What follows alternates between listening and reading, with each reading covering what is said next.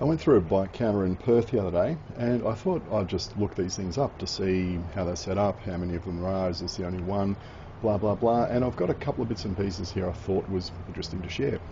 So this is the bike counter I went through, and here's an article from 2016, and yeah, a whole lot of stuff about dangerous cycling, blah blah blah. So this was my introduction to it. But it was interesting. There's about 7,500 people cycling into the city on an average weekday. 7,500. That's pretty good numbers. That's the bike counter I went past. And the Department of Transport has got some info from 2017. There's also data sets. The latest is from 2019. I think I had a look around at both the Department of Transport and the City of Perth, and they seem, I don't know what's happening with the data, but they just seem to stop collecting it or publishing it. I don't know. But interestingly enough, there's 45 permanent bicycle counters installed on the paths, and they've been progressively installing them since 2008. So I mean, that's just amazing. You look at Sydney, and we have to do big counts on a Tuesday or whatever it is, and we get once a year counts, whereas these guys are getting data almost instantaneously, 365 days a year at 45 locations. So this is all from 2017. The statistics is nothing from 2018 or 2019. This one just showed a basic map around the CBD of where the counters are, and what's happening. Is going up and down, etc.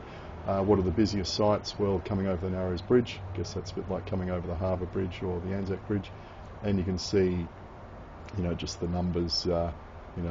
Down to the Reed Highway. Not many people coming in from there.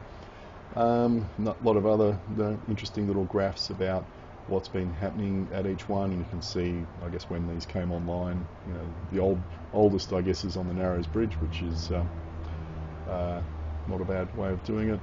Stuff about accuracy, analysis, how they do it, grouping, etc. So, yeah, interesting just what they're doing to measure how well these these paths are getting used. Then this was interesting, cycling studies and research. Okay, this is not exactly about cycle traffic counters, etc. I just happened on this, and I thought, amazing what they've been doing over here. So Adrian Koch came over in 2017, world-renowned bridge designer. Yeah, great.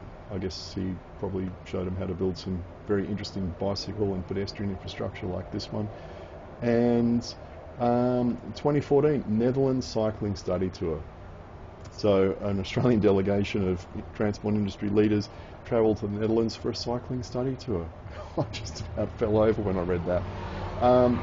Fully guided by the Dutch government, and there's some photos here of what they saw in a report and all the rest of it. And yeah, just really interesting that people would get off their backside and get on a plane and go and have a look at the Dutch approach. And I guess this is why, since then, Perth, what you see is a very Dutch approach to just about everything over here.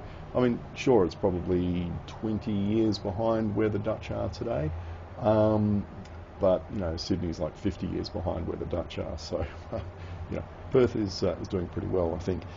And that's why. This is just a map of where all the counters are all over the place. Not so many south of the river, but quite a few of them. And from earlier this year, again, some interesting use of the data. Well, what I was interested in is they've written this article based on the data, but I can't find the data anywhere. You should be able to download as a CSV or something like that. Here's Maurice showing off what the box looks like. I might have to go and have a look at it and see how they work. There was some information here on how these things work, piezoelectric or something like that, and they only have them on the paths so that they pick up cyclists, not pedestrians. And you can see here there's these two strips behind him. Maybe that's what's doing the collection. Next time I'm out for a ride and I see something like this, I might have a look.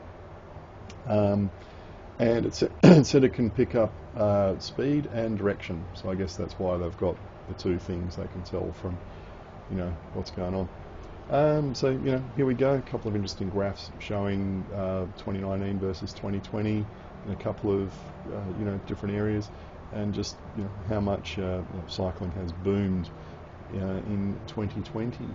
Well, anyway, if you read, I'll put the links in the descriptions and you can read them yourself and have a look. And yeah, I think it'd be great if we got some of these installed in some locations around the Sydney bicycle network. You know, you look at things like the Anzac Bridge and Sydney Harbour Bridge and maybe the Bay Run and Littlefield Road and some other locations are probably really obvious places to put them. Can we convince the government to do it? I don't know, but here it is. Enjoy.